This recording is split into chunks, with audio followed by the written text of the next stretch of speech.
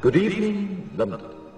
Allow me first to apologize for This is the emergency channel. I do, like many of you, appreciate the comforts of the everyday routine, the security of the familiar, the tranquility, repetition.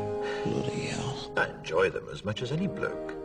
But in the spirit of commemoration, whereby those important events of the past, usually associated with someone's death or the end of some awful bloody struggle, are celebrated with a nice holiday, I thought we could mark this November the 5th, a day that is sadly no longer remembered, by taking some time out of our daily lives to sit down and have a little chat.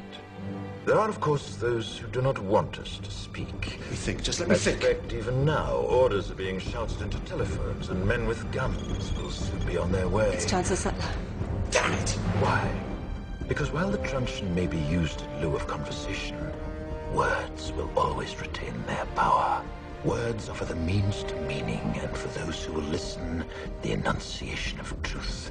And the truth is, there is something terribly wrong with this country, isn't there? You designed it, sir. You wanted it foolproof. You told me every television in London. Cruelty and injustice, intolerance and oppression.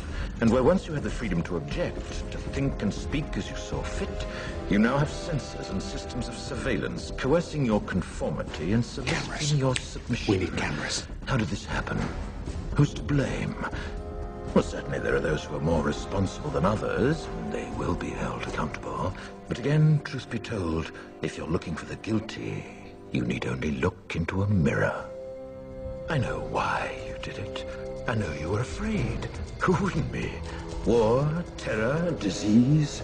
There were a myriad of problems which conspired to... Fear got the best of you, and in your panic you turned to the now High Chancellor Adam Sutler. He promised you order, he promised you peace, and all he demanded in return was your silent, obedient consent. Inspector, you're almost through. Last night, I sought to end that silence. Last night, I destroyed the Old Bailey to remind this country of what it has forgotten.